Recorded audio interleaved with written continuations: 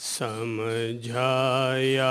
सो पद नमो श्री सद्गुरु भगवंत परम पुरुष प्रभु सद्गुरु परम ज्ञान सुख धाम दिया जिन्होंने भान निज उनको सदा प्रणाम। देह रहे पर देह से रहते देहातीत उन ज्ञानी के चरण में वंदन हो अगणित। आत्मज्ञानी के चरण में वंदन हो अगणित।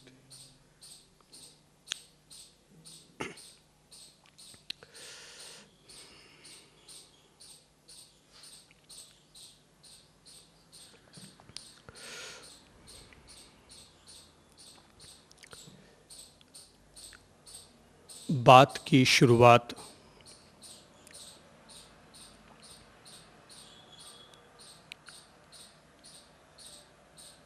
अतीत के एक ऐसे प्रसंग के साथ करते हैं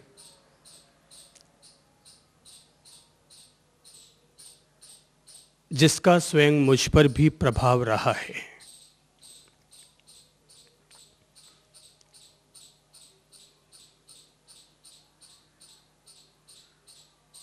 एक सम्राट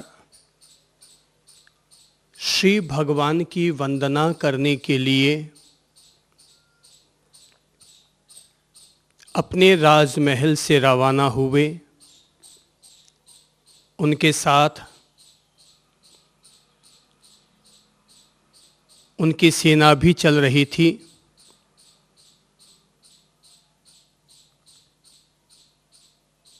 मार्ग में उस सम्राट ने एक राजर्षि को देखा, एक संत को देखा। मन में अनुमोदना के भाव उठे कि धन्य है इस संत को कि जब यह पहले राजा थे तब भी अपने शत्रुओं पर विजय प्राप्त करके गरिमामय जीवन जीते थे, और आज जब संन्यास ले लिया है तो अपने भीतर के शत्रुओं पर विजय प्राप्त करके और अपनी मुक्ति की व्यवस्था कर रहे हैं।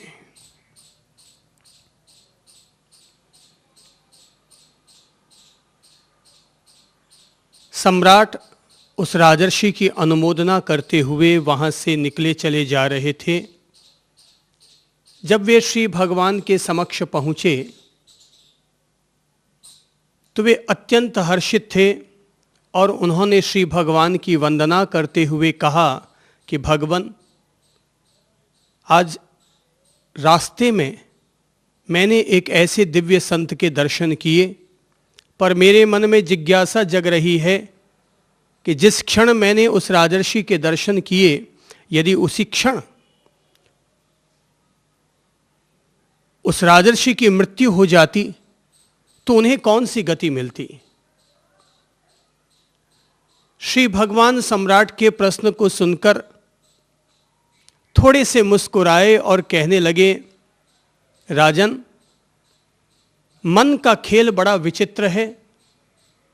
बाहर से दिखाई देने वाला संत भीतर से कब कहां पहुंच जाता है इसका कोई अता पता नहीं चलता। राजन, जिस क्षण तुमने उस राजर्षि के दर्शन किए, यदि उस क्षण उनकी मृत्यु हो जाती तो वे मरकर के 7वें नरक में जाते। स्वाभाविक है कि ये उत्तर सुनकर के सम्राट चौंकेगा कि मैं जिस राजर्षि की अनुमोदना करते चला आ रहा हूं, उनके लिए श्री भगवान का यह कहना कि अगर उस क्षण उनकी मृत्यु होती तो वे 7वें नरक में जाते। स्वयं श्री भगवान के वचन पर ही उन्हें संदेह हो उठा। सम्राट ने 2 मिनट के बाद फिर पूछा, भगवान यदि उसके 2 मिनट के बाद उनकी मृत्यु होती तो? भगवान ने कहा कि पहली नरक। सम्राट को लगा कि यह तो बड़ी विचित्र पहेली हो गई। 2 मिनट के बाद फिर पूछा कि भगवान यदि उसके 2 मिनट के बाद मृत्यु होती तो? भगवान फिर मुस्कुराए और अपनी रहस्यमयी मुस्कान के साथ कहा कि सम्राट अगर उसके 2 मिनट के बाद मृत्यु होती तो वो राजर्षि को पहला देवलोक उपलब्ध होता। और ज्यादा रहस्यमयी बात हो गई। कहते हैं कि इस तरह से 1-1, 2-2 मिनट के बाद फिर सम्राट अपना प्रश्न पूछता चला गया। आखिर में श्री भगवान ने, सद्गुरु ने सम्राट से कहा कि हे सम्राट, अब तुम 2 मिनट के लिए मौन हो जाओ, क्योंकि ये अद्भुत घड़ी आ चुकी है जो कि किसी भी साधक के साधना काल में घटित नहीं होती है, और उस साधक को ये घटना घटित हो चुकी है। बोले क्या हुआ भगवान? बोले वह व्यक्ति अब सिद्ध बुद्ध और मुक्त हो चुका है। अब तो मुझे खड़े होकर के उन्हें प्रणाम करने के भाव पैदा हो रहे हैं। यह अद्भुत क्षण है, यह क्षण अद्भुत क्षण है। ऐसा अपूर्व करण घटित हुआ है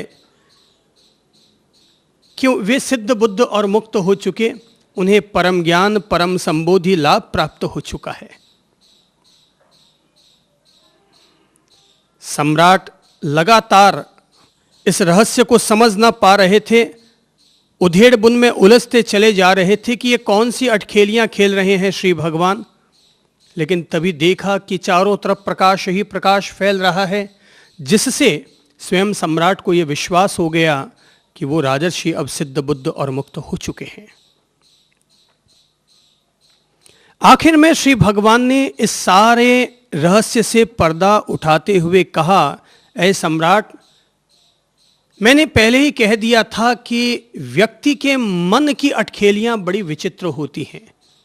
ये मन कहां से कहां पहुंच जाता है, कैसी किस तरह की प्रतिक्रियाएं करने लग जाता है, इसके बारे में कोई भविष्यवाणी नहीं की जा सकती।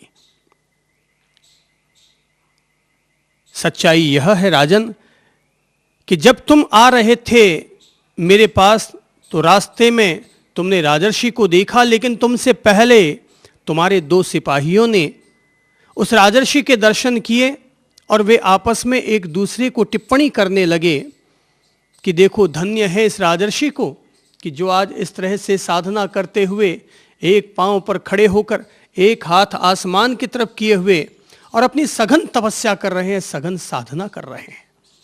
दूसरे ने कहा, अरे काहे की साधना है, अरे तुम नहीं जानते कि इनके राज्य पर इन्हीं के मंत्री सेनापति उन्होंने षड्यंत्र रचा है और वे इसके बेटे पर आक्रमण करने पर उतारू हैं।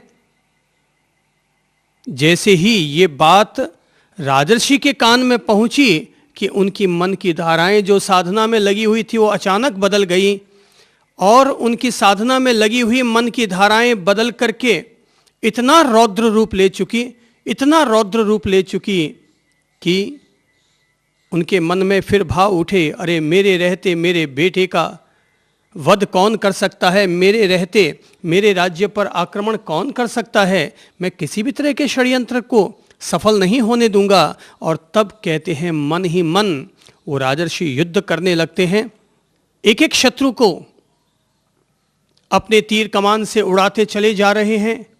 अब ये जो दशा बनी वो क्या दशा बनी? 7वीं नरक की दशा बनती जा रही है। ये जो दशा बनी है ये 7वीं नरक की दशा बनती चली जा रही है। युद्ध होता रहा, युद्ध होता रहा। अचानक देखा कि सेनापति मंत्री जो कि लड़ने के लिए उतारू हो चुके थे सामने आ गए हैं, लेकिन राजा के पास तीर समाप्त हो चुके, कमान उनकी टूट चुकी है। राजा को लगता है कि अरे इस मंत्री और सेनापति को मारने के लिए तो मेरे सिर पर रहने वाला तीखा मुकुट ही किसी भाले का काम करेगा। और ये सोचकर जैसे ही वो अपने माथे पर हाथ रखते हैं, भाव दशा में, विचार दशा में जब व्यक्ति निरंतर निरंतर निरंतर बहने लग जाता है तो अपने आप शरीर में भी क्रियाएं होनी शुरू हो जाती हैं। हाथ अपने आप सिर पर जाता है तीखा मुकुट उतारने के लिए, पर जैसे ही सिर पर हाथ जाता है चौंक पड़ते हैं और तब उन्हें लगता है अरे कौन सा राज्य, कौन सा पुत्र, कौन सा सेनापति, कौन सा मंत्री, कैसा षड्यंत्र, अरे 2 सिपाहियों के द्वारा रचे गए वाद विवाद या संवाद ने मेरे मन की धाराओं को बदल डाला। मैं कहाँ से कहाँ पहुँच गया। अहो, मैं तो संत बन चुका, मैंने तो संन्यास ले लिया, अब तो मैंने सब मोह बंधनों का त्याग कर दिया है। अब पीछे जो होना होगा सो होगा। मन की धाराएं बदली, मन में प्रायश्चित उठने लगा, आत्मध्यान की दशा में और गहरे होते चले गए, इतने गहरे होते चले गए कि अपूर्व करण गुण स्थान घटित हो गया। इतनी गहराई बढ़ती चली गई कि देवलोक की पराकाष्ठाओं को छूने लग गए और अंत में सिद्ध बुद्ध और मुक्त हो गए। मैंने कहा कि मैं ऐसी कहानी कह रहा हूं जिस कहानी का मुझ पर भी प्रभाव रहा। इसलिए कहता हूं प्रभाव रहा क्योंकि इस कहानी को समझने के बाद मैंने अपने जीवन की जो साधना के तरीके बनाए उनमें एक तरीका यह था कि तुम अपने मन की धाराओं के प्रति सदा जागरूक रहना, क्योंकि बाहर से संत दिखने वाला व्यक्ति मन की धाराओं में कहीं का कहीं जाकर के खत्म हो सकता है। इसलिए तुम्हारी साधना में एक साधना सचेतनता की ये भी रहे कि तुम अपने मन की धाराओं के प्रति सदा जागरूक रहोगे।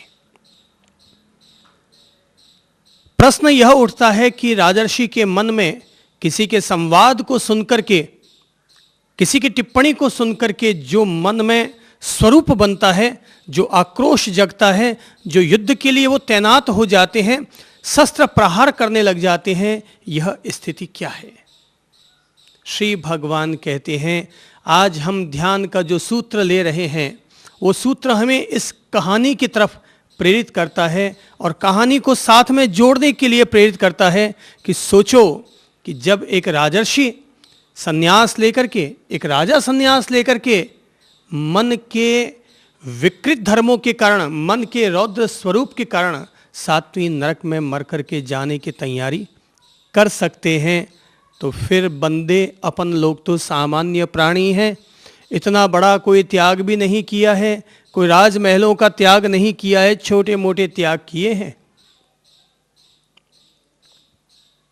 व्यक्ति के अंतर मन में होने वाला यह अतिशय क्रोध, व्यक्ति के अंतर मन में उठने वाली यह अतिशय क्रूरता ही व्यक्ति का रौद्र ध्यान है। ध्यान व्यक्ति की आध्यात्मिक उन्नति में सहायक होता है। ध्यान व्यक्ति को अपने आत्म तत्व से मुलाकात करवाता है। ध्यान व्यक्ति को अपने आप से साक्षात्कार करने में मदद करता है। लेकिन कोई भी व्यक्ति 24 घंटे तो आध्यात्मिक ध्यान में डूबा हुआ नहीं रह पाता है। छोटे छोटे निमित्त व्यक्ति के मन को प्रभावित करते रहते हैं। जैसे सरोवर में लहरें प्रकृति से ही उठती रहती हैं और कई दफा उसे निमित्त ऐसे मिल जाते हैं कि सरोवर की लहरें और तेज हो जाया करती हैं। जैसे कि तालाब में एक कंकरी गिरा दो तो बीच में कंकरी फेंकेंगे तो कंकरी के फेंकते ही पूरे तालाब में लहरें उठनी शुरू हो जाती हैं और तेज प्रवाह के साथ उठने लग जाती हैं। ठीक ऐसे ही सामान्य तौर पर हमारे मन में, हमारे अंतर्मन में, हमारे दिमाग में वाइब्रेशन होते हैं, बीटा तरंगे उठा करती हैं। लेकिन जब कोई प्रतिकूल या अनुकूल निमित्त मिल जाता है, सम्मान या अपमान मिल जाता है, लाभ या हानि का सामना करना पड़ता है, तब हमारे मन की स्थिति विचलित हो जाती है। मन की स्थिति का विचलित होना ही व्यक्ति का संसारी होना कहलाता है और मन का अविचल बने रहना ही व्यक्ति का संत और सन्यासी होना कहलाता है। जिसका मन विचलित हो गया वो भव चक्र का अनुयायी बन गया और जिसका मन अविचलित रहा वो संत और सिद्धि की तरफ बढ़ता चला गया। व्यक्ति के मन में शुभ ध्यान भी होता है और अशुभ ध्यान भी होता है। मन की धाराएं जब अशुभ चलती हैं तो उस समय जो निरंतर चिंतन या चित्त का जो निरंतर प्रवाह चलता है तो अशुभ मार्ग पर चलने वाला प्रवाह व्यक्ति का अशुभ ध्यान कहलाता है। और परमात्मा स्वरूप में, आत्म स्वरूप में, किसी मंत्र में, किसी भक्ति में, किसी शास्त्रीय वचन की तरंग में, उसके चिंतन में जब हमारा मन लगा हुआ रहता है, निरंतर वो उसमें गतिशील रहता है, उसमें डूब जाता है, तो यह व्यक्ति का शुभ ध्यान कहलाता है। ध्यान अशुभ और शुभ, ध्यान अशुभ और शुभ, एक ले जाता है हमें नरक की तरफ, त्रियंच गति की तरफ, पशु योनि की तरफ, और एक ले जाता है हमें मनुष्य तत्व की तरफ, देवत्व की तरफ हमें उठा करके ले जाता है, आगे बढ़ाता है।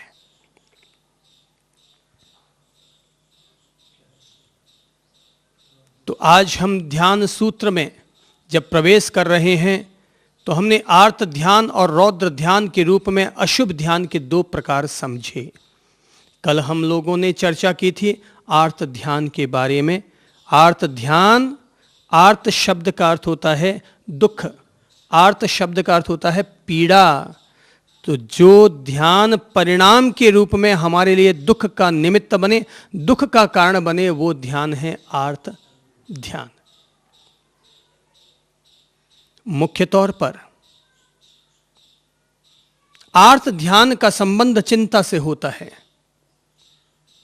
जो व्यक्ति जितना ज्यादा चिंताग्रस्त रहता है उसके मन में, अंतर मन में आर्त ध्यान उतना ही चलता रहता है। आर्त ध्यान में बहने वाला व्यक्ति, आर्त ध्यान में डूबने वाला व्यक्ति अपने वर्तमान को भी दुखी करता है और अपने जन्म जन्मांतर को भी दुख की रचनाओं में ले जाता है। अपने वर्तमान को भी वो दुखी करता है। जो व्यक्ति चिंता में जकड़ा हुआ है, शोक में जकड़ा हुआ है या भोग जनित संस्कारों में जकड़ा हुआ है, तो व्यक्ति रात दिन, जो व्यक्ति भोग जनित आर्त ध्यान से जकड़ा हुआ है, वो रात दिन उसके संस्कारों से, उसके विचारों से, उसके उद्वेगों से विचलित रहता है। और अनेक दफ़ा ऐसा होता है कि कभी व्यक्ति को रोग होता है, वो रोग के दौरान जो विविध प्रकार के चिंतन मनन करता है और उसका मन व्याधि में उलझा हुआ रहता है, वह व्यक्ति भी आर्त ध्यान का शिकार बनता है। व्याधि में समाधि वाले लोग तो ऐसे लोग विरले होते हैं जो कि व्याधि में भी समाधि की अवस्था बनाए रखते हैं। बाकी तो हर व्यक्ति व्याधि में और आधि और उपाधि, व्याधि में और ज़्यादा जकड़ जाते हैं और अपने मन को, अपने अंतर मन को उसमें इस तरह उलझा देते हैं। इसलिए कहते हैं कि व्यक्ति का मन अगर ऊर्जावान है, व्यक्ति का मन अगर ये संकल्प कर ले कि अब मुझे स्वस्थ होना है या मैं स्वस्थ हूँ, तो उसके संकल्प मात्र से उसकी आधी बीमारी का प्रभाव कम हो जाता है। इतने संकल्प मात्र से।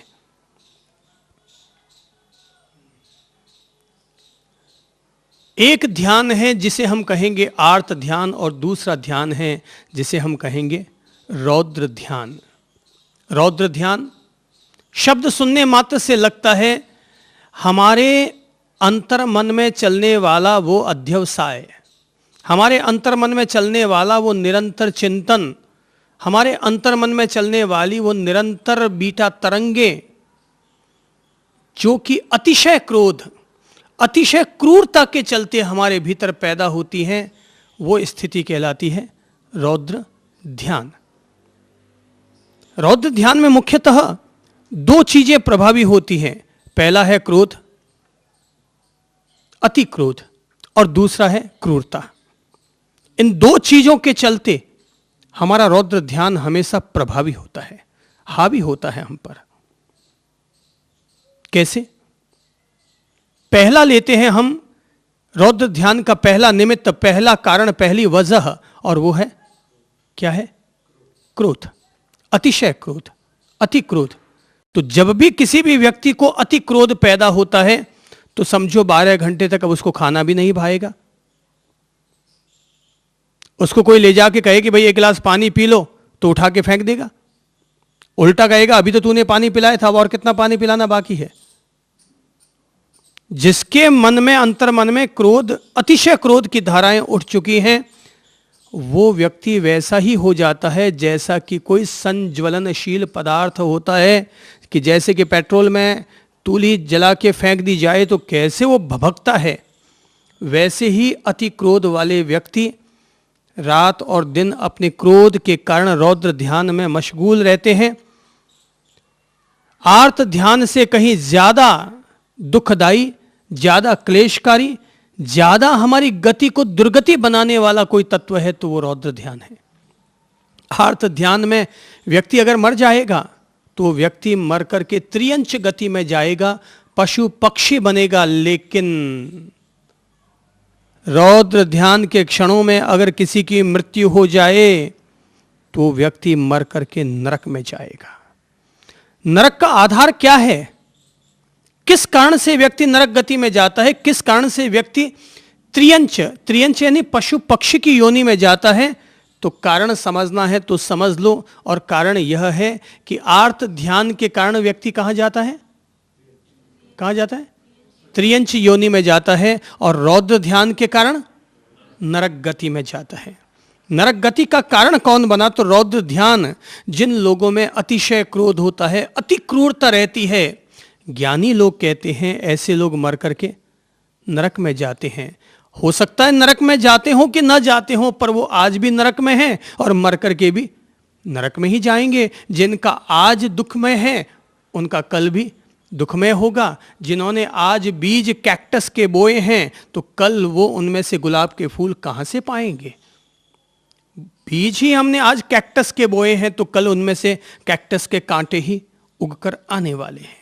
तो ज्ञानी भगवान अपन लोगों को समझाना चाहते हैं कि जो लोग अति क्रोध के शिकार होते हैं वे लोग, जो लोग अति क्रोध के शिकार होते हैं वे लोग रौद्र ध्यान के अनुगामी बना करते हैं। रौद्र ध्यान का पहला कारण क्या? अति क्रोध। क्रोध कई किस्म का होता है। एक होता है मामूली क्रोध, मामूली गुस्सा। दूसरा होता है मीठा गुस्सा। पहला कौन सा है? मामूली गुस्सा। दूसरा कौन सा है? मीठा। केवल एक आंख दिखा दी, बच्चे को आंख दिखा दी। एक ठीक है, मामूली गुस्सा कर दिया, ठीक है, आधे मिनट के लिए गुस्सा आ गया, डांट लगा दी, बात खत्म हो गई। मामूली गुस्सा, मीठा गुस्सा, ये दोनों गुस्से माफ है, ये चलेंगे, इसके लिए कोई आपत्ति नहीं है, क्योंकि ये रौद्र ध्यान का रूप नहीं लेते हैं। गुस्से का तीसरा जो रूप होता है वो होता है बहुत क्रोध। एक बार पैदा हो जाए तो सांझ तक शांति नहीं होता। तो सुबह से लेकर सांझ तक हमारे चित्त की धाराएं जिससे प्रभावित रहती हैं वो ये अति क्रोध हो गया। तो तीसरा है बहुत क्रोध और चौथा है बेहद क्रोध, कि अब उसकी कोई सीमा ही नहीं है। आज पैदा होता है तो 30 साल तक बना हुआ रहता है। उस आदमी को देखते ही झाल पैदा हो जाती है कि ये फिर सामने आ गया, तू आया कैसे यहां पर, तेरी हिम्मत कैसे हुई यहां पांव रखने की। और व्यक्ति, भाई गलती तो 30 साल पहले हुई, निमित्त तो उस दिन बना, लेकिन उसका चेहरा देखने मात्र से आज भी झाड़ पैदा हो जाती है, आज भी संज्वलनशीलता, आज भी आग लग जाती है। यह है बेहद क्रोध। इसको यूं समझें, एक क्रोध वो होता है जो कि पानी में खींची गई लकीर की तरह होता है, ठीक है, कोई बात नहीं, हो गया हो गया, साथ रहते हैं, बर्तन चार साथ रहते हैं, खटक जाते हैं, कोई खास बात नहीं। दूसरा क्रोध होता है जिसे हम कहेंगे बालू के ऊपर खींची गई रेखा, ठीक है, बालू के ऊपर खींची गई रेखा की उम्र कितनी? मीठा क्रोध है ये तो। अभी हवा का एक झोंका आया कि अभी मम्मी ने बेटे को डांट लगा दी, थप्पड़ मार दी, और वापस बेटा आया, मम्मी के गले लग गया और वो वापस बात खत्म हो गई। लेकिन तीसरा क्रोध होता है जिसे हम कहेंगे तालाब में पड़ी हुई दरार। तालाब का पानी सूख गया तो अब वो दरार कब तक रहेगी? जब तक वापस अगली ऋतु में पानी न बरस जाए, अर्थात जब तक सामने वाला आकर के सॉरी न कह दे, माफ़ी न मांग ले, थोड़ी सी गरज न कर ले, तब तक वो क्रोध बना हुआ रहता। और चौथा होता है पत्थर के बीच में आई दरार कि जिसको पाटना बहुत कठिन होता है। कोई व्यक्ति कमठ बन जाता है, मेघमाली बन जाता है, और वो क्रोध इस तरीके से आदमी से छूट ही नहीं पाता। जन्म जन्मांतर तक वो आदमी के पीछे लगा हुआ रहता है। पारसनाथ जी और कमठ जी का गुस्सा मशहूर रहा है कि कमठ 7 भवों से गुस्सा करता चला आ रहा था और एक दूसरे के प्रति वैर विरोध बना रहा। मेघमाली बना तो मेघमाली फिर देव बन गया, लेकिन अपने पूर्व भव का वैर याद किया और वही फिर पत्थर, ओले, बारिश पार्श्वनाथ पर बरसाने शुरू कर दिए। चंडकौशिक की कहानी को याद कीजिए कि किस तरीके से चंडकौशिक सांप बना। केवल संत बनने से कुछ नहीं होता है। इन कहानियों के मर्म को अगर समझ लोगे ना, तो जिंदगी में कभी यह गरूर ही पैदा नहीं होगा कि मैं संत हूं। कभी यह गरूर ही पैदा नहीं होगा मैं संत हूं, तू तो भाई श्रावक है, गृहस्थी है। इन कहानियों को समझ लेंगे तो हमेशा यही लगेगा केवल चोला पहनने से क्या होता है, केवल वेश बदल लेने से क्या होता है। संत बनने में 3 घंटे लगते हैं, संत का बाना पहनने में 3 घंटे लगते हैं, लेकिन सन्यास को अपने जीवन में जीने में वर्षों वर्ष लग जाते हैं। तब भी ये कहा नहीं जा सकता कि सन्यास वास्तव में आत्मसात हो ही गया। जिस पर ईश्वर की भगवत कृपा होती है, जिस पर उसके सद्गुरु की महान कृपा होती है, तभी कोई व्यक्ति वास्तव में संत बन पाता है। अब जिंदगी में ऐसा सद्गुरु मिलना भी एक दुर्लभ संयोग है। भव भव की भ्रमणा के बाद, भव भव के भ्रमण के बाद किसी किसी को ऐसे सद्गुरु की प्राप्ति हो पाती है। बाकी गुरु मिल जाते हैं, पढ़ाने वाले मिल जाते हैं, किताबों की शिक्षाएं देने वाले मिल जाते हैं, लेकिन पार लगाने वाले नहीं मिलते हैं। चंडकौशिक की कहानी अपन लोगों को बताती है कि चंडकौशिक पूर्व भव में, इस कहानी पर गौर कीजिए। मैं इसलिए कहता हूं कि गौर कीजिए ताकि अपन लोग अपने अपने मन को समझ सकें और ठीक करने के लिए तैयार हो सकें। यह कहानी समझाती है कि चंडकौशिक पूर्व भव में एक संत था, एक मुनि था। सांझ के वक्त जब पापों की आलोचना करने के लिए संत लोग बैठे, प्रतिक्रमण करने के लिए, पूजा प्रार्थना के लिए, तो उस दौरान उस संत के शिष्य ने, छोटा बाल संत रहा होगा, तो छोटे बाल संत ने अपने गुरु से कहा कि भगवान, आज मैंने देखा कि आज आपके पांव के नीचे एक मेंढक आकर मर गया था, इसलिए आप उसकी आलोचना कर लीजिए, क्षमा प्रार्थना कर लीजिए। विराधना हो गई आज आपसे, तो उसकी जो भी आराधना होती है आप अपना कर लीजिए। गुरु ने गौर न किया। चेला गुरु को ज्ञान दे, कौन बर्दाश्त करेगा। 2 मिनट के बाद चेले ने फिर कहा कि गुरुजी जरा ध्यान दीजिए, मैंने अपनी आंखों से देखा है कि आज आपके पांव के नीचे मेंढक मर गया। कहते हैं कि गुरु को थोड़ा गुस्सा तो आया, पर फिर भी चुप रहे। अब गुस्सा आया यानी एक संज्वलनशीलता भीतर पैदा हो गई। एक तीली तो भीतर जल चुकी, एक चिंगारियां तो भीतर उठने लग गई। घास ने आग पकड़ तो ली है,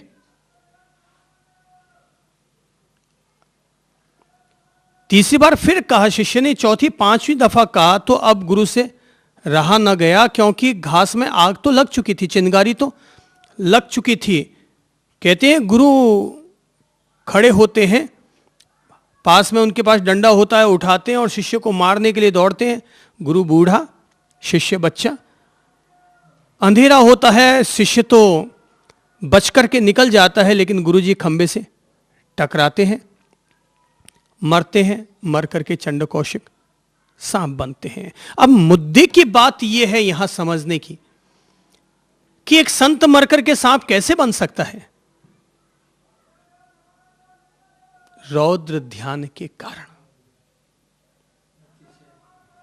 अतिशय क्रोध पैदा हो गया था, वो संज्वलनशीलता आ गई, तो जिसके चलते वो मरकर के चंड कौशिक सांप बने। इतने भयंकर सांप बने कि केवल उनकी फुफकार दूर से अगर किसी को लग जाए तो वो जल करके खत्म हो जाए। तो मरे किस हालात में थे? ऐसी फुफकार मारते हुए क्षणों में मरे थे, ऐसे ही संज्वलनशीलता के क्षणों में मरे, तो मर करके चंड कौशिक सांप बने। अपनी जिंदगी में अपन सारे लोग धर्म ध्यान करते हैं, सारे लोग धर्म आराधना करते हैं, लेकिन समझना है तो समझो कि अपन लोग जो भी धर्म आराधना करते हैं सब ऊपर ऊपर है। कब अपन लोग रौद्र ध्यान के मालिक बन जाते हैं और कब अपन लोग गुस्से में हावी हो जाते हैं और मन ही मन भीतर ही भीतर आग बबूला बने हुए मार खाऊं, काट खाऊंगा, साला होता कौन है, ये वो 100 गालियां, 100 अपशब्द, मौका मिलने दो, अब इसको मजा चखाऊंगा। न जाने अपन लोग किस किस तरह के विचार, उग्र विचार, रुद्र विचार अपन लोग अपने मन में ले आते हैं। और ऐसा नहीं कि वो विचार केवल 1, 2, 5 मिनट के लिए आते हैं, वो चलते रहते हैं घंटा 2 घंटा तक। तब तक चलते रहते हैं जब तक सामने वाला पोलाइटली होकर के हमारे सामने पेश ना आ जाए। अच्छा साहब सॉरी, गलती हो गई, माफ़ कर दो, अच्छा अब आप जूस पी लो, खाना खा लो, दूध पी लो। यानी वो अगला आकर के जब तक हमारी पूरी खुशामदी न कर दे तब तक वो हमारे दिमाग की स्थिति असंतुलित रहती है। यही असंतुलन किसी को डिप्रेशन देती है, यही असंतुलन किसी को टेंशन देती है, यही असंतुलन किसी व्यक्ति को न्यूरोफिजिशियन के पास पहुंचाती है। तो अगर अपन लोगों को समझना हो तो समझ लेना चाहिए कि भाई मैं गुस्सा वुस्सा नहीं करूंगा। आर्त ध्यान से बचना है तो सहजता से जियो, पर अगर रौद्र ध्यान से बचना है तो शांति को अपना धर्म बनाओ, संतोष को अपना धर्म बनाओ, मुस्कान को अपना धर्म बनाओ कि हर हाल में शांत रहेंगे, संतोष धारण करके रखेंगे। जब जो होना है सो होए, मैं कहां तक माथा लड़ाता रहूंगा।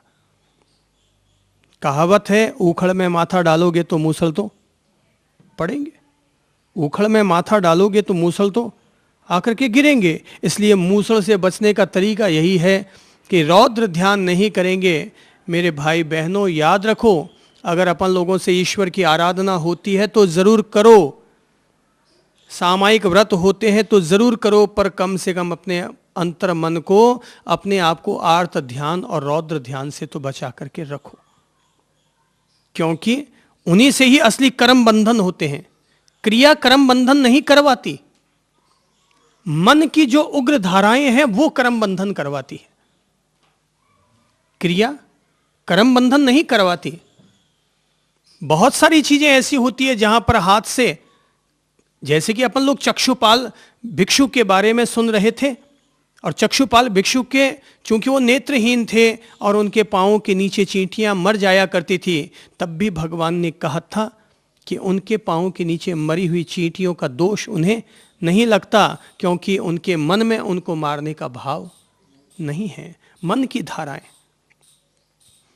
की धाराएं ही हमारी लेशाओं को बनाती और बिगाड़ती हैं। मन की धाराएं ही हमारे गुण स्थानों को ऊपर और नीचे करती है। केवल राजर्षि की कहानी अपन लोगों को जिंदगी भर याद रखनी चाहिए, ताज जीवन, कि एक व्यक्ति संत बना हुआ और अगर वो मर करके नरक में भी जा सकता है और मर करके वो स्वर्ग में भी जा सकता है। किसकी वजह से? मन की धाराओं के कारण। अगर वो रौद्र रूप धारण कर लेते हैं, रौद्र ध्यान के कारण, भगवान कहते हैं मर जाते तो 7वीं नरक में जाते, मर जाते तो 7वीं नरक में जाते। अनेक लोग ऐसे होते हैं, संत बन गए लेकिन बात बात में गुस्सा करते रहते हैं। तो बात बात में गुस्सा करते रहेंगे तो भाई इसका मतलब तो ये हुआ अभी तक अपन संत बने ही नहीं, अभी तक अपन संत तो बने ही नहीं। जब तक शांत नहीं हुए तब तक संत कहां से हुए? मैंने पहले ही कह दिया, मामूली क्रोध, मीठा क्रोध, ये दोनों माफ है। मामूली क्रोध और मीठा क्रोध, ठीक है, कभी आंख दिखा दी, ठीक है, कोई बात नहीं, कभी एक छोटी सी डांट लगा दी, बात ठीक है, सहज में है। चार बर्तन साथ रहते हैं तो छोटी मोटी खटखट की आवाज तो आएगी आएगी, उसमें कोई आपत्ति नहीं है, उसमें कोई कर्म बंधन नहीं है। कर्म बंधन कब होगा? जब वो हमारा अध्यवसाय बन जाएगा। अध्यवसाय यानी निरंतर चिंतन, अध्यवसाय यानी हमारे मन में चलने वाली निरंतर धारा, कि जिसका प्रभाव 2-2 घंटे 5-5 घंटे क्रोध का निमित्त बना 1 मिनट के लिए, लेकिन धारा बनी रही उसकी 8 घंटे तक, उसका प्रभाव बना रहा 8 घंटे तक, तो ये कहलाता है रौद्र ध्यान। जो हमें अगर उस दौरान मृत्यु हो जाए तो नरक जा सकते हैं, त्रियंच योनि में जा सकते हैं। संत ने जरूर तपस्या की होगी, कोई व्यक्ति संत बना है तो तपस्या भी की होगी, आराधना भी की होगी, प्रतिक्रमण भी किए होंगे, सामायिक भी की होगी, और संत बनाए तो काफी कुछ किया होगा ना, स्वाध्याय वगैरह सभी कुछ किया होगा, लेकिन बोलो मर करके चंड कौशिक सांप बना। धरी रह गई सारी तपस्या, धरी रह गई सारी आराधना, और मर करके अपन चंड कौशिक सांप बन गए। इसीलिए तो कहता हूं, अच्छी चीजें हो तो अच्छी बात है, नहीं हो तो कम से कम अपने आप को आर्त ध्यान और रौद्र ध्यान से बचा के रखो। इसलिए मैं तो कह देता हूं कि अगर कहीं जाने से शांति मिलती है तो जाओ, नहीं मिलती है तो मत जाओ। किसी के पास रहने से सुख मिलता है तो जाओ, किसी के पास सुख नहीं मिलता तो मत जाओ, पर कम से कम अपने दिमाग को उधेड़ बुन में मत उलझाओ। दिमाग को साफ सुथरा रखो, आईने की तरह रखो। आ गए, हिल गए, मिल गए, खुशी हो गई, बस ठीक है, मस्त रहो। ना तो खुद को बांधो, ना दूसरे को अपने से बांधो। अपन तो आईने की तरह बन जाएं, और आईने में आ गया, ठीक है, आनंदित है। बात को दिमाग में लेकर मत रहो, नहीं तो दिमाग में घेरा बन जाएगा। और हर आदमी मकड़ जाल में जो उलझता है, घेरों में जो उलझता है, दूसरों के घेरे नहीं होते, अपन लोगों के खुद के ही अपने घेरे हुआ करते हैं। इसलिए गुस्सा गुस्सा, गुस्से के चक्के को करो पंचर, गुस्से के चक्के को करो पंचर, ताकि ये यमराज इस रथ पर सवार होकर हमारे घर पर न आ सके। जैसा कि मैं कहा करता हूं कि गुस्सा आता है तो अकेला नहीं आता, जब भी गुस्सा आता है तो ये विद फैमिली आया करता है, सब परिवार इसको न्योता होता है। भले ही आपने इसको जो निमंत्रण कार्ड दिया है उस पर लिख दो 1 सदस्य 2 सदस्य, पर ये मामूली क्रोध, मीठा क्रोध, वहां तक तो 2 सदस्य चल जाते हैं, लेकिन अतिशय क्रोध जहां पर आता है ये पूरा फैमिली के साथ आता है। क्रोध की पत्नी का नाम क्या है? हिंसा। क्रोध की पत्नी का नाम है हिंसा। क्रोध की मम्मी का नाम है उपेक्षा। क्रोध के पापा का नाम है अहंकार। क्रोध के 2 जुड़वा बच्चे हैं वैर विरोध। 2 की 2 सगी बहनें हैं निंदा चुगली। बहुत बड़ा परिवार है इसका। ये जब भी आता है तो क्रोध आता है तो विद फैमिली आता है, पूरा चौपट करके चला जाता है। आता है केवल 2 मिनट 5 मिनट 10 मिनट के लिए, लेकिन भाई साहब अगर अपन लोग पेट्रोल की टंकी बने हुए हैं और वहाँ पर 10 मिनट के लिए भी अगर आ गई आग, अगर पास में आ गई तो ये तो क्रोध तो एक आग है। अब अपन तालाब हैं कि पेट्रोल की टंकी है कि गैस की टंकी है कि किरासन की टंकी है, अब ये तो अपन लोगों पर निर्भर करता है कि अपन लोग कितने उससे उद्दीप्त होंगे। क्रोध आग है, ये बात निश्चित है। क्रोध आता है तभी तो देखते हैं आंख लाल हो जाती है, माइंड आउट ऑफ कंट्रोल हो जाता है, चेहरे पर एक अलग तरह का तनाव आ जाता है, हाथों में एक अलग तरह का अकड़पन आ जाता है।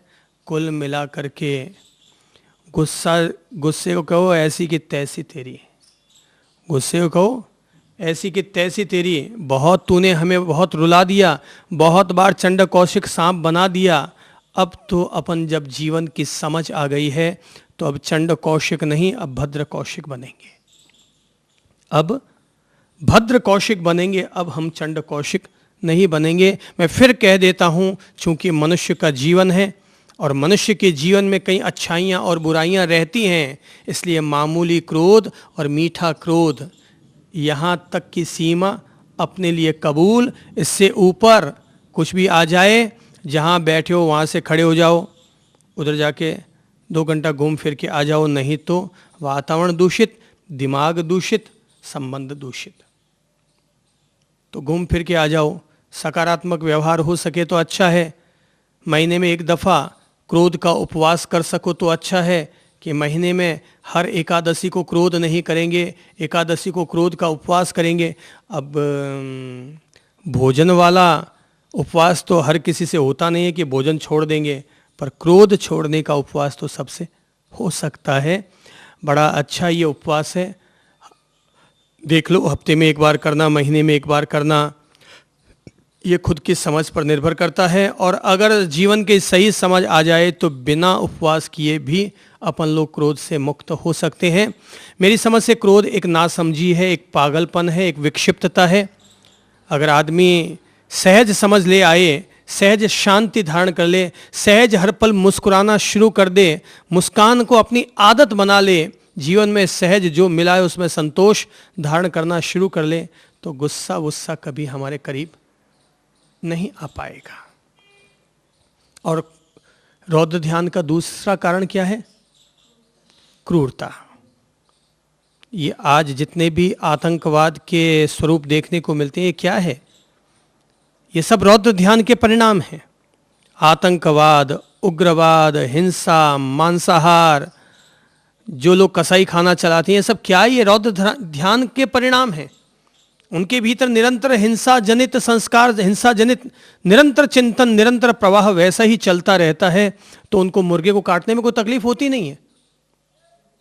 शायद एक शाकाहारी व्यक्ति को कैरी को काटने में तकलीफ हो सकती है, लेकिन एक मांसाहारी व्यक्ति को मुर्गा काटने में तकलीफ नहीं होती।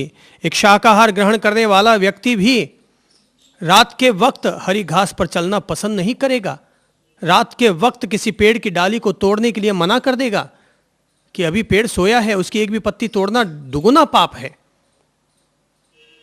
और जैनी लोग तो इससे भी आगे बढ़े और उन्होंने कह दिया कि अष्टमी, चतुर्दशी, दूज, पंचमी ऐसी बड़ी तिथियों को हम लोग हरी सब्जियों का भी उपयोग निषेध कर डालेंगे, ताकि हमारे द्वारा उनकी भी हिंसा न हो। यह बहुत बड़ी बात है।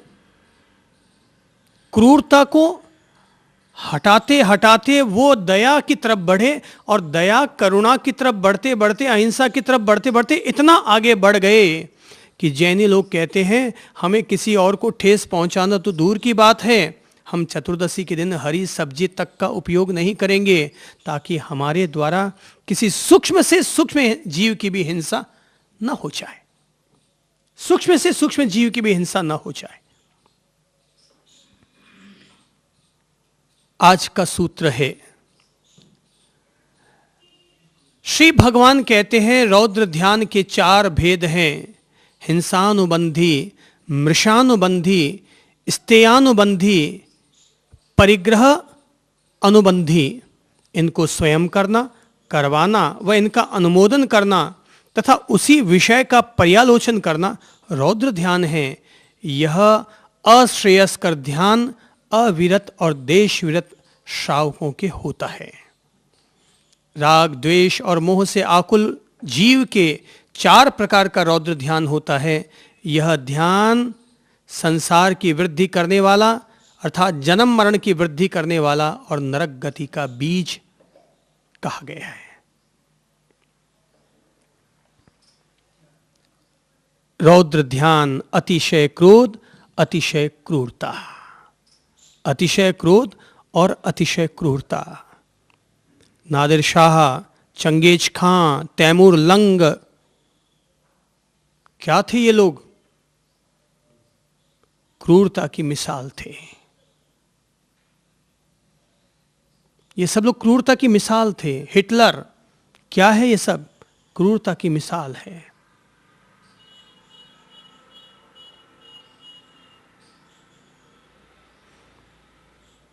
कहते हैं कि जब नीलगिरी की घाटियों से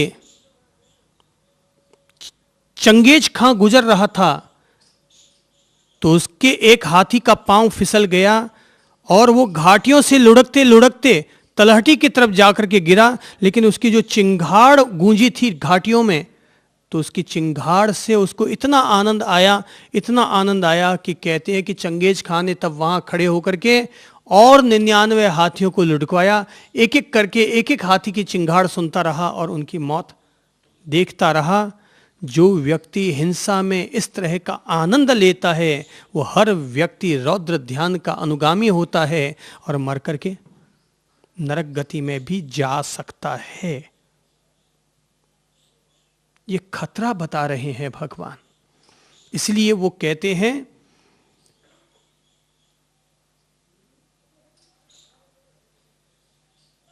अच्छी बात कही थी कभी महावीर ने, और बात यह थी कि धार्मिक लोगों का जगना श्रेयस्कर है और अधार्मिक लोगों का सोना श्रेयस्कर है।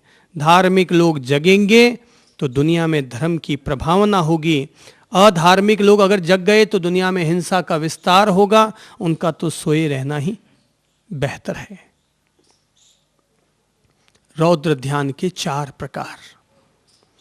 पहला है हिंसानुबंधी, यानी हिंसा जनित रौद्र ध्यान।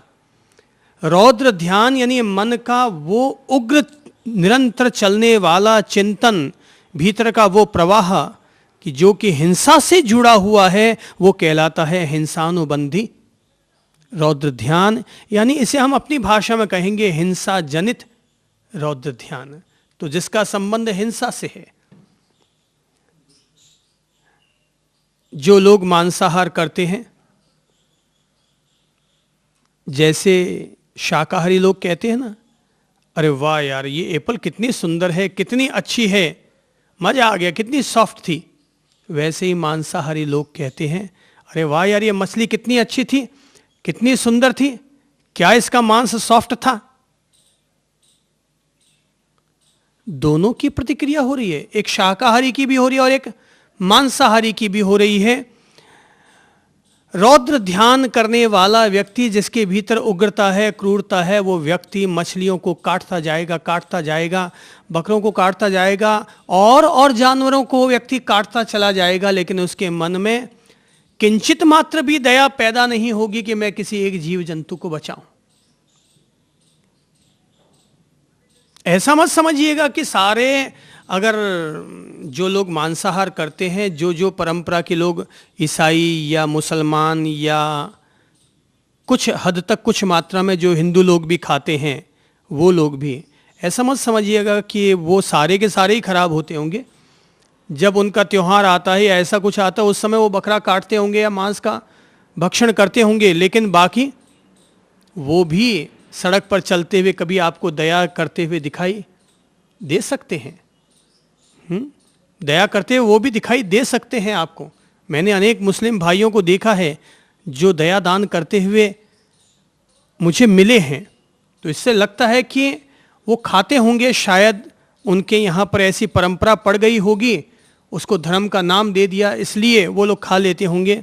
बाकी दया दान वो लोग भी कर सकते हैं या करते भी हैं। लेकिन जो लोग लगातार हिंसा में तत्पर रहते हैं, उन्हें कुछ लगता ही नहीं है कि हम कोई बकरा काट रहे हैं, मुर्गा काट रहे हैं, अंडा खा रहे हैं। बस वो आलू के छिलकों की तरह अंडों को छील देते हैं, वो लौकी की तरह मछली को छील देते हैं, वो शकरकंद की तरह बकरे को खा लेते हैं, वो इलायची और जीरे की तरह काकरोच और मकोड़ों का बघाड़ दे देते हैं, उसका अचार बना लेते हैं, खाते हैं। अपन लोग सुनते हैं, अपन लोगों को बहुत विचिकित्सा, बहुत नफरत, मन में बड़ी यूं ग्लानि जैसी होती है कि अरे ये सब कैसे करते होंगे। पर जो लोग करते हैं उनको किंचित मात्र भी दया करुणा नहीं आती। ऐसे लोगों से मेरा अनुरोध है कि वे लोग चिड़ियाओं को खाने की बजाय क्यों ना उन चिड़ियाओं को आसमान में उड़ते हुए देखने का आनंद लें। मछलियों को जो लोग खाते हैं, मेरा उनसे अनुरोध है कि वे लोग मछलियों को खाने की बजाय मछलियों को पानी में तैरते हुए स्वच्छंद स्वतंत्र तैरते हुए देखने का वो आनंद ले। सब जीवों को जीने का अधिकार दें, जियो और जीने दो, लिव एंड लेट लिव। अर्थात तुम भी सुख से जियो, औरों को भी सुख से जीने का अधिकार दो।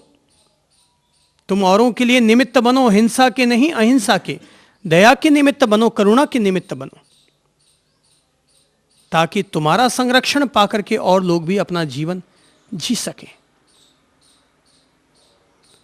हिंसा जनित रौद्र ध्यान, ऐसे लोग लगातार हिंसा जनित विचारों में ही डूबे रहते हैं।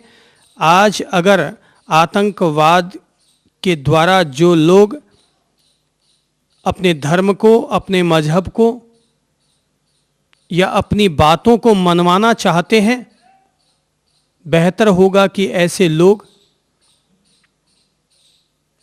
इस रौद्र ध्यान के तत्व को समझें, ताकि उनके मन में चलने वाली उग्रताएं दया और करुणा में बदलें।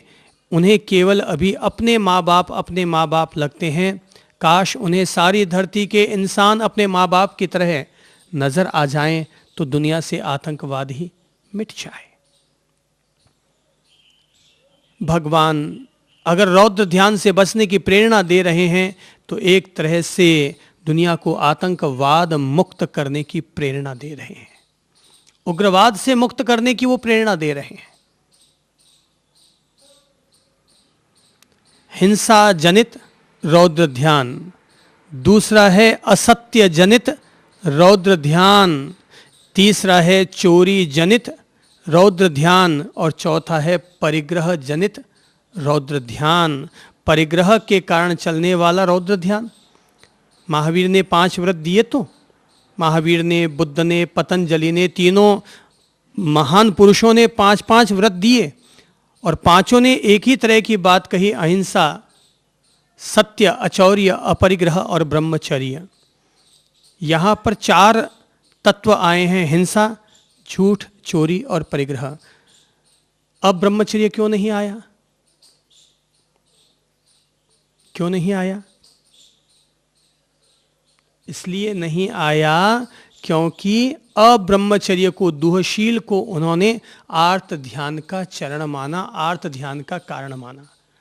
क्योंकि उसमें भोग जनित जो भावनाएं होती हैं वो कभी उग्र नहीं होती। भोग जनित भावनाएं, परिग्रह के चलते तो व्यक्ति उग्र हो सकता है, चोरी के कारण आदमी दूसरे पर तलवार चला सकता है, लेकिन भोग के कारण आदमी किसी पर तलवार नहीं चला सकता।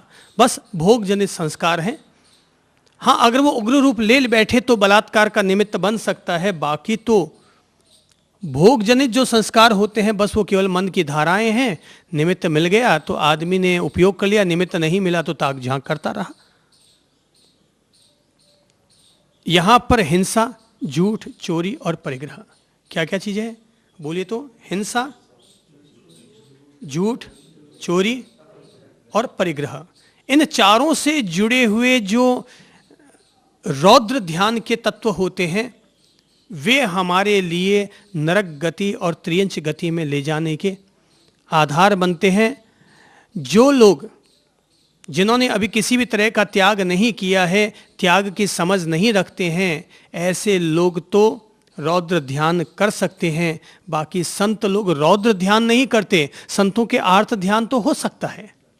संन्यास जीवन में, संन्यस्त जीवन में आर्त ध्यान तो हो सकता है, लेकिन रौद्र ध्यान नहीं होता। क्योंकि अगर संत हिंसा करेगा, संत अगर झूठ बोलेगा, संत अगर चोरी करेगा, तो ध्यान की तो बाद की बात हुई, उसके व्रत पहले ही चरण में खंडित हो चुके।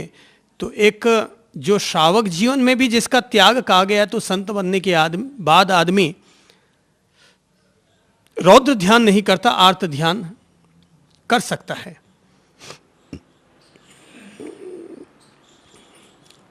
कौन कौन से रौद्र ध्यान के चरण हुए, वापस बोल लीजिए। नंबर 1, क्या नाम? हाँ बोलिए। हिंसा जनित रौद्र ध्यान। दूसरा है झूठ जनित या असत्य जनित रौद्र ध्यान। तीसरा है चौर्य जनित रौद्र ध्यान। चौथा है परिग्रह जनित रौद्र ध्यान। परिग्रह जनित रौद्र ध्यान। याद कीजिए वो घटना कि जहाँ पर एक सेठ या एक व्यक्ति गुजर रहा होता है, लेकिन गुजर नहीं पाता, मर नहीं पाता, उसके प्राण अपने धन में, अपने ज़मीन जायदाद में अटका हुआ रहता है। तो उसकी पत्नी अपने पति को बहुत समझाती है कि या तो आप जिए शांति से, और अगर लग रहा है कि आपका आयुष्य पूर्ण हो रहा है तो कृपया शांति से अपने शरीर का त्याग कीजिए, क्योंकि अगर आप मन में यही सब भाव लेते हुए मरेंगे तो मर कर के नरक में जाएंगे, या मर कर के काकरोच बनकर इसी जमीन में, इसी धन में पैदा होंगे। तो शांति से तो अपने शरीर का त्याग कीजिए। लेकिन नहीं,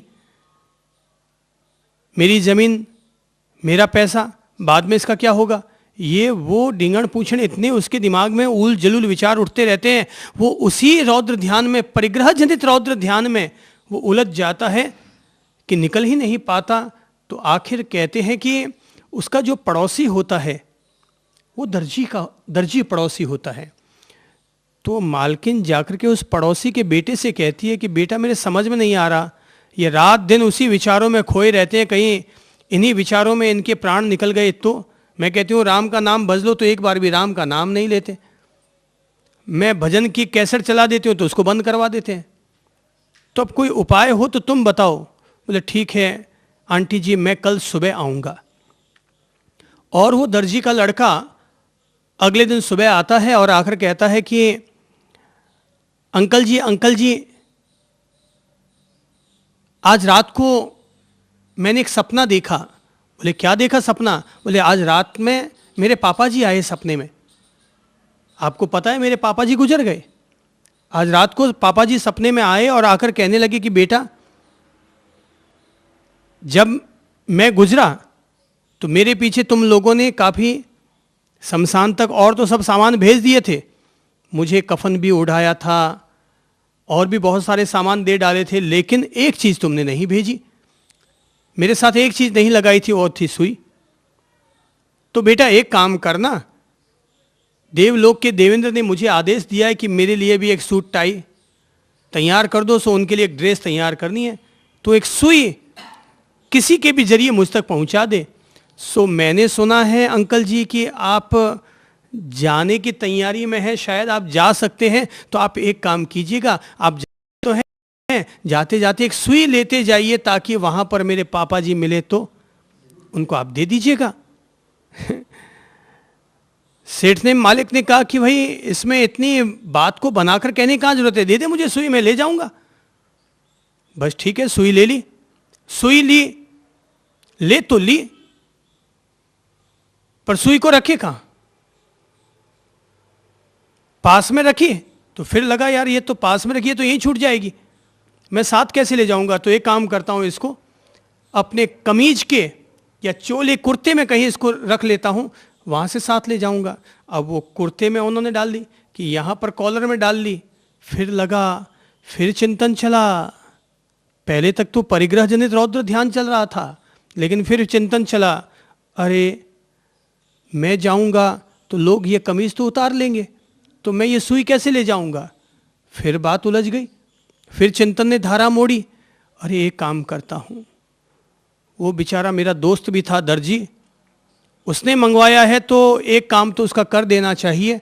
तो एक काम करता हूँ, सुई को अपने शरीर में ही कहीं घुसेड़ लेता हूँ। सो बड़ी दर्द के साथ उसने वो सुई जैसे तैसे अपने चमड़ी में डाल ही ली। दर्द तो खूब हुआ, पर सोचा अपने दोस्त के लिए इतना दर्द सहन भी कर लूँगा। पर फिर विचार बदला, फिर चिंतन की धारा मुड़ी, और चिंतन की धारा अपने आप में भीतर में प्रेरणा देने लगी, अरे जीवड़ा, तू सुई तूने चमड़ी में घुसेड़ ली, पर ये शरीर तो यहीं रह जाएगा, शमशान तक जाएगा तो ये सुई तो यहीं रह जाएगी, कैसे ले जाऊंगा, कैसे ले जाऊंगा। रात भर वो चिंतन करता रहा, दिन भर वो चिंतन करता रहा।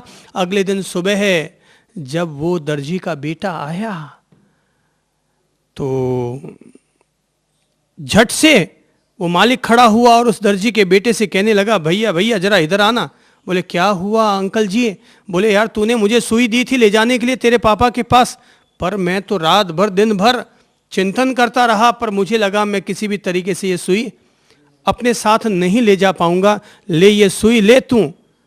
बेटे ने कहा, उस दर्जी के बेटे ने कहा, अंकल जी जब आप सुई साथ नहीं ले जा सकते तो ये जो आपका धन पड़ा है, जो जमीन जायदाद पड़ी है, जिसके लिए आप इतना सोचते हैं, इतने आप रौद्र ध्यान में उलझे हुए हैं, क्या आप इनमें से किसी चीज़ को साथ ले जा सकेंगे? बोले नहीं बेटा, इनको भी मैं साथ नहीं ले जा सकूंगा। जब तय है कि आप इन्हें नहीं ले जा सकते तो इनको अपने दिमाग में इस तरह से घुसेड़ करके क्यों रखा हुआ है?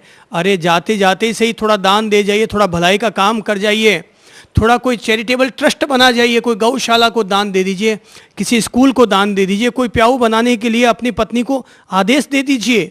बोले हाँ बेटा तू ठीक कहता है, मुनीम जी को बुलाओ। और तब सेठ मरने से पहले जो अच्छे और नेक काम करके जाता है, अब तक तो दिमाग में रौद्र ध्यान चल रहा था, लेकिन अब सेठ के पास पुण्याई की जो गठरी आ गई, उसके विचारों की दशा जो निर्मल हो चुकी, जो शांतिमय, संतोषमय और आनंदमय हो चुकी थी, उन क्षणों में जब सेठ ने या उस व्यक्ति ने अपने नश्वर शरीर का त्याग किया तो लोगों ने देखा शरीर छूट गया, लेकिन पूरे मकान में एक प्रकाश ही प्रकाश था, एक आलोक ही आलोक था, क्योंकि अब सेठ मरा नहीं था, अब सेठ वो मुक्त हो चुका था।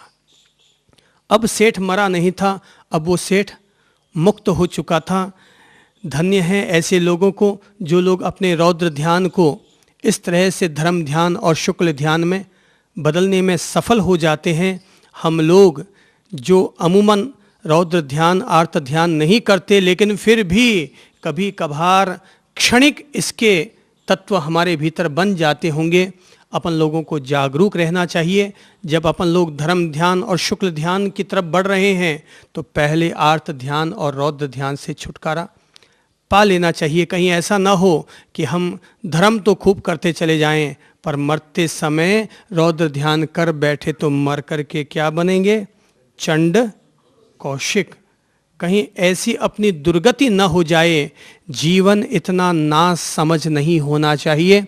हमारी संबोधि, हमारी बोधि, हमारा ज्ञान, हमारी शिक्षा, हमारी समझदारी, हमारी बुद्धिमानी, हमें सब चीज़ों का उपयोग करते हुए अपने मन की धाराओं को हमेशा शांत, सौम्य, निर्मल, मुक्ति भाव में स्थापित रखना चाहिए, ताकि राजर्षि प्रसन्न चंद्र की तरह अपन लोग भी मुक्ति की तरफ बढ़ सके, सिद्ध बुद्ध और मुक्त हो सके।